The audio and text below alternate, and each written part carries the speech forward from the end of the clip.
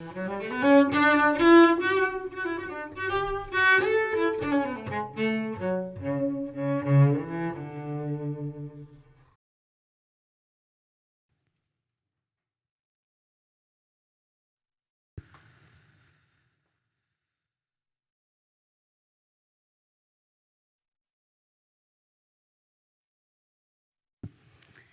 2002, the World Health Organization recognized the importance of integrating spirituality into healthcare, meaning a more holistic approach.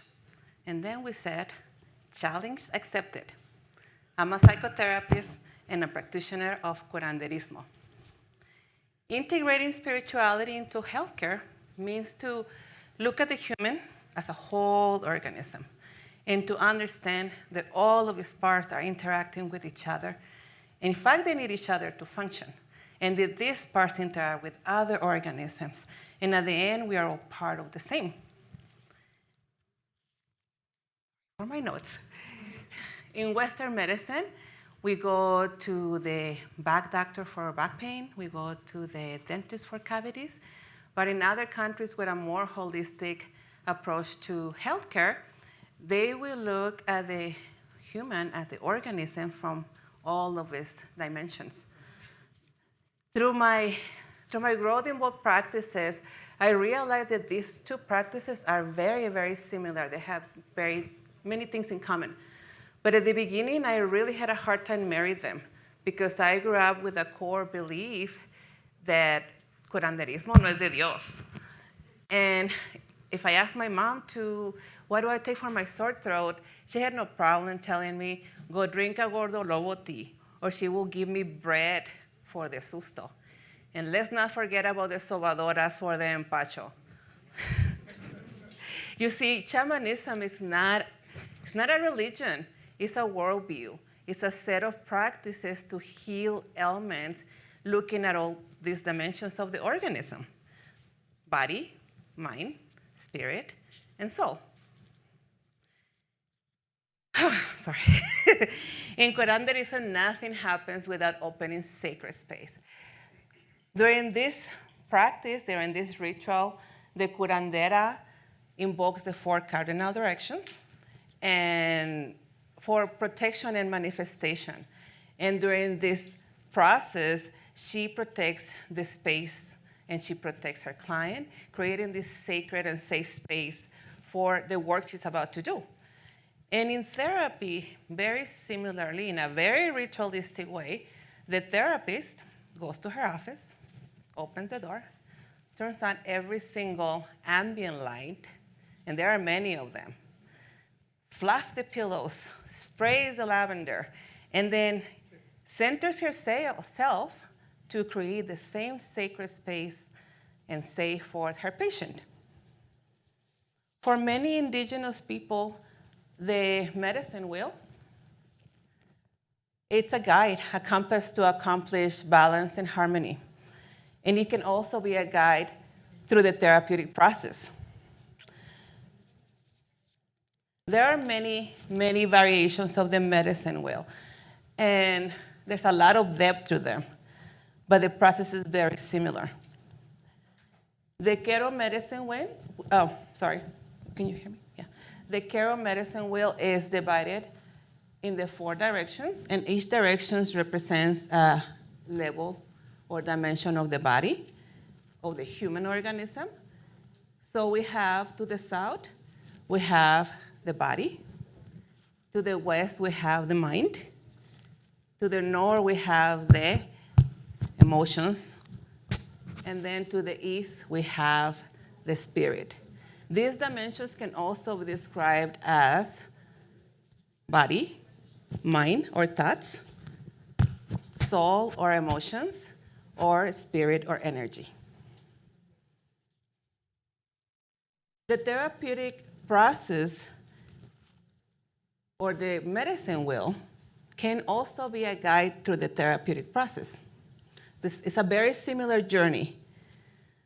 So through this process, we start our journey to the south with the serpent awaits.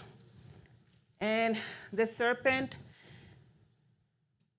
like us through life, at some point it feels like that skin is too stretched, it's too old. And so through this process in therapy, we identify those old stories that no longer serve us. We are there with the intention of just let it shed, let it get out of us. And so in that first process in the therapy, we are processing traumas, emotional injuries. We are learning regulation. We are healing our wounds, shedding our skin from all stories. And we continue. And it's very similar, the process. And as we do this, we prepare for the next process. But Serpent Hatuna Maro wants you to know that you too can walk skin to skin on the belly of the earth. So as we go to the west, we meet the jaguar. And during this phase, there's a lot of power. The jaguar is the apex, it's at the top of the food chain, and it's fearless, and it stalks, and it goes after all those things that gets on its way. And at this point, the jaguar needs to learn fearlessness to confront death. And in the therapeutic process, we do something very similar. Now that we have healed our wounds, we start looking inside ourselves and identifying those things that we don't want anyone to see, not even ourselves. We don't want to show them. But we unveil them, we unwrap them, and we challenge them. And in curanderismo, we call this process bringing the jaguar down from the tree. It can also be used for when someone experiences susto or scare. It looks like, so it's the organism's natural response, the fight or flight response to a perceived threat. And then the jaguar goes back the tree again. So in therapy, we do something, or we use a practice very similar, but we call it grounding. And so we continue our journey to the north, where it aligns to the north with the hummingbird. And in the hummingbird, at this point, the hummingbird is ready to taste life. It has already healed its wounds.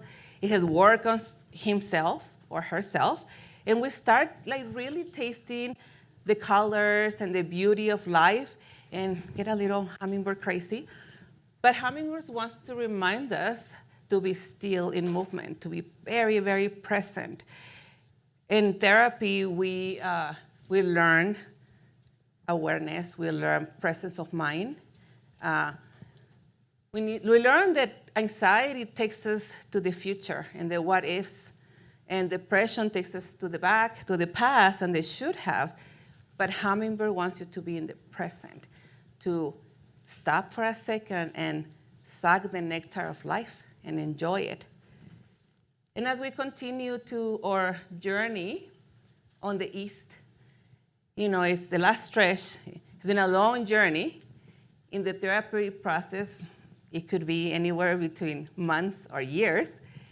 But we get to this point and we are decided, it's a long journey, but our bodies are stronger than we once started. And we meet the majestic eagle.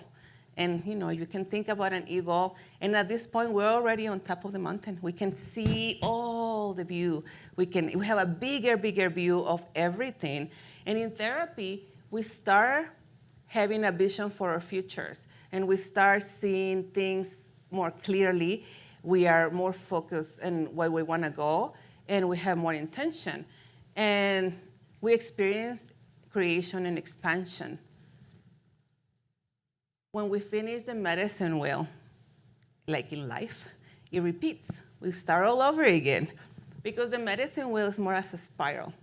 The very first round, we go back and we go there, we take care of the big wrinkles, the very thick wrinkles, We unwrinkle them, but then when we finish, we go back and we unwrinkle the little ones. Because in life, like in therapy, life are circles and cycles and rhythms. And when I'm in therapy, either in the curandera room or in the therapeutic office, I see it. I see it with my patients. It's not me. La curandera or the therapist is everyone else in front of me. It's me, you, everyone else. We all have that medicine. We all have everything we need within us and around us to be grown, beautiful, and in balance. Aho. Thank you.